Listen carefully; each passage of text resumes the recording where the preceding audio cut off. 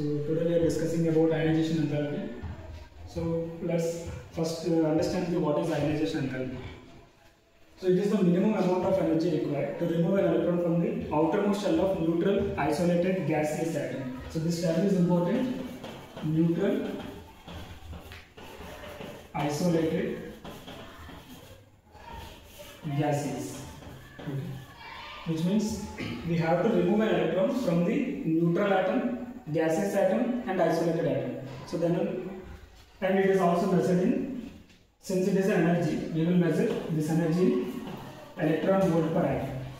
Right? And for example, మన దగ్గర ఒక న్యూక్లియస్ ఉంది, అవుటర్మోస్ట్ ఒక ఎలక్ట్రాన్ ఉంది, ఇది ఒక ఎలక్ట్రాన్, అవుటర్మోస్ట్ ఎలక్ట్రాన్ రివాల్వ్ అవుతుంది అనుకుంది.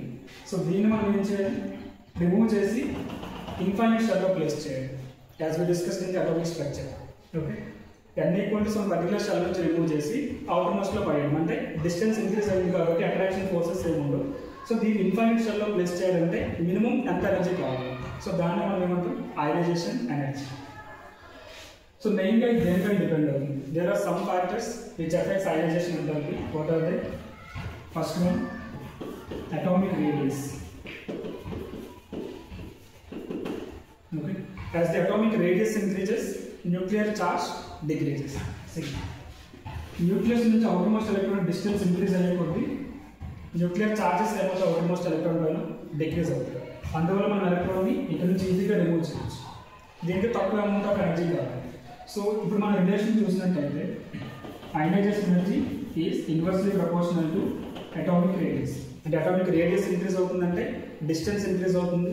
డిస్టెన్స్ ఇంక్రీజ్ అవ్వడం వల్ల nuclear charges over the outermost electron decrease అవుతుంది. దానివల్ల మనం ఎలక్ట్రాన్ ఈజీగా తీయచ్చు, అంటే తక్కువ అమౌంట్ ఆఫ్ ఎనర్జీ సరిపోతుంది. నెక్స్ట్ సెకండ్ ఫ్యాక్టర్ ఏంటి, న్యూక్లియర్ చార్జ్.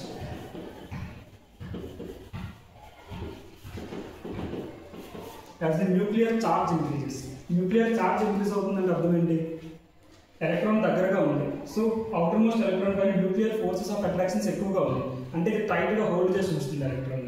సో ఇప్పుడు ఇక్కడ నుంచి ఎలక్ట్రాన్ మనం రిమూవ్ చేయాలంటే large amount of energy supply చేయాల్సి ఉంటుంది. సో ఇప్పుడు మన రిలేషన్ చూసినట్టయితే ఏమవుతుంది, ionization energy is directly proportional to nuclear energy, nuclear charge. As the nuclear charge increases, then ionization enthalpy also increases. Okay. Next, there is another factor which is known as electronic configuration. Electronic configuration పైన ఎలా depend అవుతుంది? ఇక్కడ మనకి మెయిన్గా electronic configuration తీసుకుంటే two types of electronic configuration. One is half fill electronic configuration and second one is full fill electronic configuration. Half fill and full fill electronic configuration చూసినట్టయితే, as we already know, we studied in atomic structure also, half fill configuration and full fill configuration, these two are highly stable. So already atoms half fill లో full fill లో stable గా ఉన్నాయి కాబట్టి అందులో నుంచి electron remove చేయడం కష్టం అవుతుంది. రీజన్ ఏంటి, హాఫ్ ఫిల్ నుంచి ఒక ఎలక్ట్రాన్ తీస్తాం అనుకోండి, ఇప్పుడు హాఫ్ ఫిల్ డిస్టర్బ్ అవుతుంది, ఎందుకంటే సిమెట్రీ డిస్టర్బ్ అవుతుంది. సో మనకు తెలిసింది ఏంటి, నేచర్ లో సిమెట్రీ అని చెప్పి ఒక రూల్ ఉంది కదా. సో ఈ రూల్ ప్రకారం ఏమవుతుంది, ఎప్పుడైతే మనకి సిమెట్రీ డిస్టర్బ్ అయిందో ఆటమ్ యొక్క స్టెబిలిటీ కూడా డిస్టర్బ్ అవుతుంది. అంటే ఒక ఎలక్ట్రాన్ తీసిన తర్వాత అది అన్స్టేబుల్ అవుతుంది. ఏ ఆటమ్ అయినా సరే జనరల్గా నేచర్లో స్టేబుల్గా ఉండడానికి ట్రై చేస్తుంది, కానీ అన్స్టేబుల్గా ఉండడానికి ట్రై చేయదు, అవునా కదా. సో అందువల్ల ఏమవుతుంది, ఇక్కడ నుంచి ఎలక్ట్రాన్ లాస్ అవ్వడానికి ఆటమ్ ఒప్పుకోదు. అందువల్ల మనం large amount of energy supply చేయాలి ఇక్కడ నుంచి ఎలక్ట్రాన్ రిమూవ్ చేయాలంటే, either half fill or full fill. అదే మనం ఇప్పుడు వేరియేషన్ ట్రెండ్స్ చూసాం ఉంటుంది.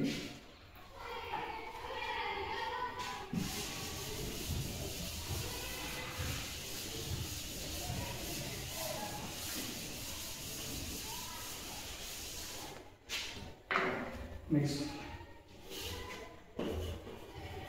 variation of ionization enthalpy in periodic table.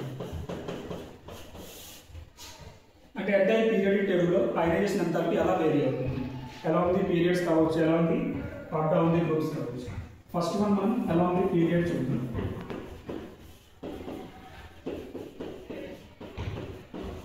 Along the period. Okay. We have 7 periods in the periodic table. Period 1 2 3 4 5 6 7. So ఇందులో మనం చూసినట్టయితే పీరియడ్స్లో లెఫ్ట్ టు రైట్ పీరియడిక్ టేబుల్లో left నుంచి రైట్. సో లెఫ్ట్ నుంచి రైట్కి వెళ్ళేసరికి ఏమవుతుంది, ఇంతకుముందు ప్రాపర్ అటామిక్ స్ట్రక్చర్లో కూడా మనం డిస్కస్ చేసాం. సో లెఫ్ట్ టు రైట్కి వెళ్ళేసరికి ఎలక్ట్రాన్స్ అన్నీ కూడా సేమ్ షెల్లో ఎంటర్ అవుతుంది. So magnitude of negative charge increase అవుతుంది. అట్ ది సేమ్ టైం న్యూక్లియస్లో నెంబర్ ఆఫ్ ప్రోటాన్స్ కూడా ఇంక్రీజ్ అవుతుంది. అంటే మ్యాగ్నిట్యూడ్ ఆఫ్ పాజిటివ్ ఛార్జ్ కూడా ఇంక్రీజ్ అవుతుంది.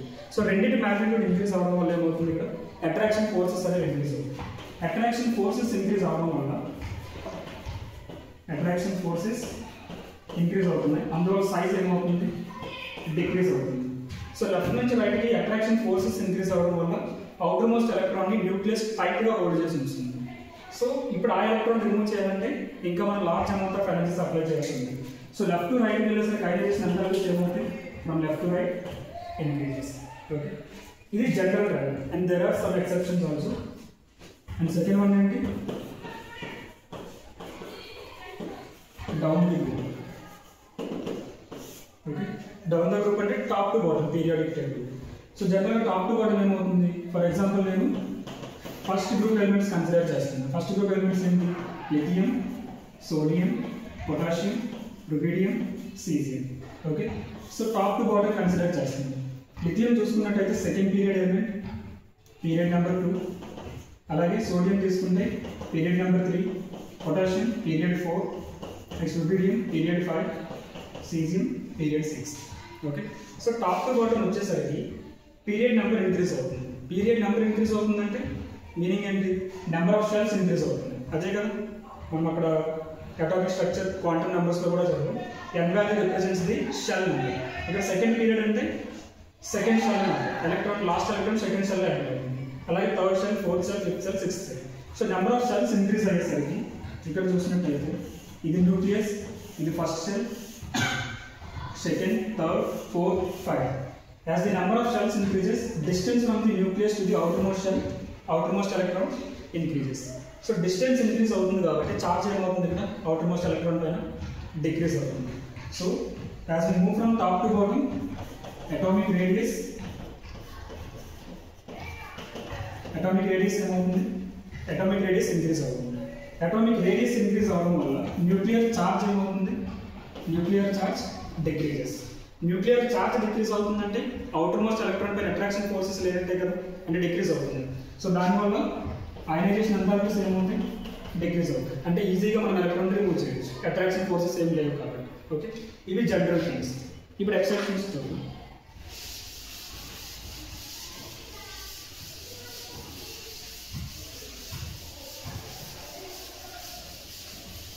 Exceptions first along the period చూస్తాం.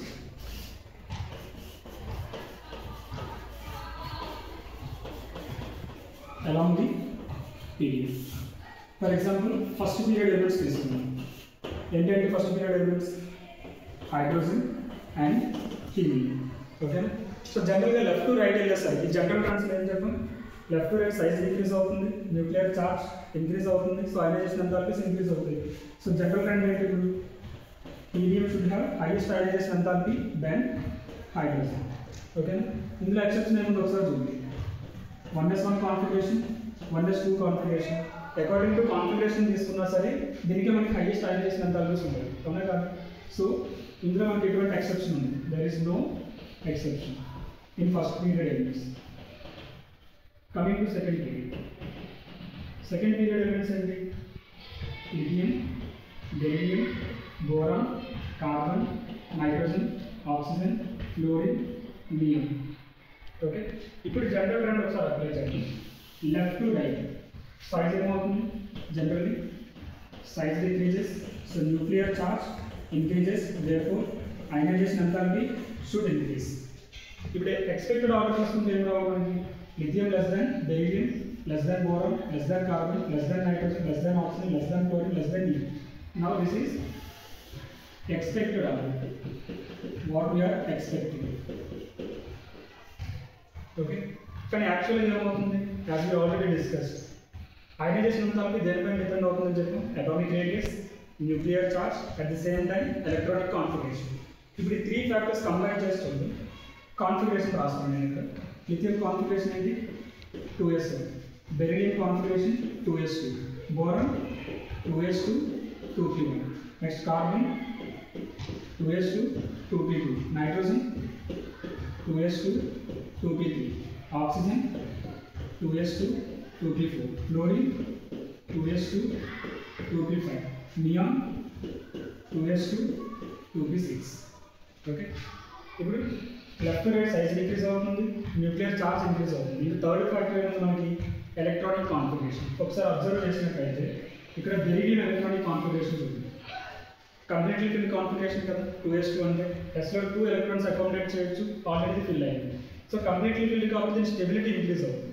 స్టెబిలిటీ ఇంక్రీజ్ అవ్వడం వల్ల ఇక్కడ నుంచి ఎలక్ట్రాన్ రిమూవ్ చేయడం కష్టం అవుతుంది.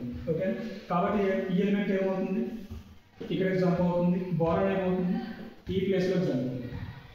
ఓకే, నెక్స్ట్ ఇంకా చూసినట్టయితే ఈ ప్లేస్లో నైట్రోజన్కి ఏముంది 2s2 2p3. ఇదేంటి half fill configuration. Okay, half fill configuration వల్ల స్టెబిలిటీ ఏమవుతుంది, ఇంక్రీజ్ అవుతుంది. స్టెబిలిటీ ఇంక్రీజ్ అవ్వడం వల్ల ఈ పీలో 3 ఎలక్ట్రాన్స్ నుంచి ఒక ఎలక్ట్రాన్ రిమూవ్ చేయాలంటే టఫ్ జాబ్. కాబట్టి మళ్ళీ ఇక్కడ హైయెస్ట్ ఎనర్జీ సప్లై చేయాల్సింది. సో ఇప్పుడు దీని అయనైజేషన్ ఎంథాల్పీ కంపేర్ చేస్తే ఆక్సిజన్ కంటే ఎక్కువ ఉంటుంది. ఓన్లీ 1 ఎలిమెంట్ మాత్రమే జరుగుతుంది. సో ఇప్పుడు నైట్రోజన్ ఆక్సిజన్ ప్లేస్లోకి వస్తుంది, అలాగే ఆక్సిజన్ నైట్రోజన్ ప్లేస్లోకి వస్తుంది. అండ్ నియాన్ చూసుకుంటే అన్నిటికంటే హైయెస్ట్ న్యూక్లియర్ చార్జ్ ఇంక్రీజ్ అయింది, at the same time Nobel gas configuration. Okay, ఇందులో ఎటువంటి చేంజ్ ఉండదు. సో యాక్చువల్ ఆర్డర్ ఏమవుతుంది, lithium less than, boron less than, beryllium less than, carbon less than, oxygen less దాన్, nitrogen less than, fluorine less దాన్. ఇది actual order, right. Next ఇది మనకి second period. అలాగే third period చూపించింది.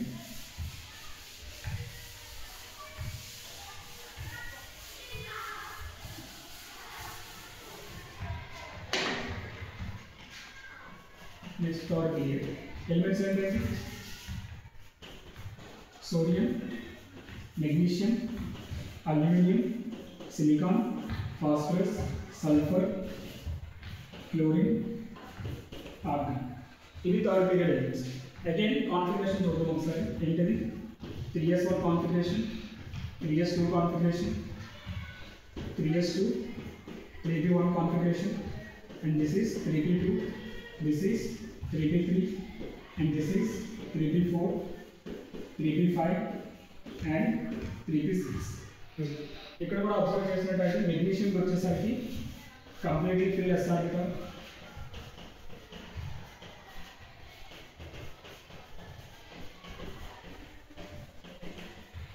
Next ఇక్కడ ఫాస్ఫరస్కి వచ్చేసరికి half fill p orbital. And again these two are highly stable. Again ionization enthalpies compare చేస్తే ఏమవుతుంది, జనరల్గా మనకి సోడియం లెస్ దాన్ మెగ్నీషియం రావాలి, మెగ్నీషియం లెస్ దాన్ అల్యూమినియం రావాలి. కానీ ఏమవుతుంది ఇక్కడ అల్యూమినియం ఈ ప్లేస్లోకి వస్తుంది, మెగ్నీషియం ఈ ప్లేస్ జంప్ అవుతుంది. Next less than silicon, less than phosphorus. Phosphorus ఏమవుతుంది ఇప్పుడు సల్ఫర్ కంటే ఎక్కువ ఉంటుంది due to it's half fill configuration. Okay, and remaining organs అయితే. ఓకే, అలాగే గ్రూప్స్లో చూస్తే జనరల్గా సైజ్ ఇంక్రీజ్ అవుతుంది కాబట్టి అయనైజేషన్ ఎంథాల్పీ డిక్రీజ్ అవుతుంది, ఎందుకంటే nuclear forces of attractions decrease అవుతుంది కాబట్టి.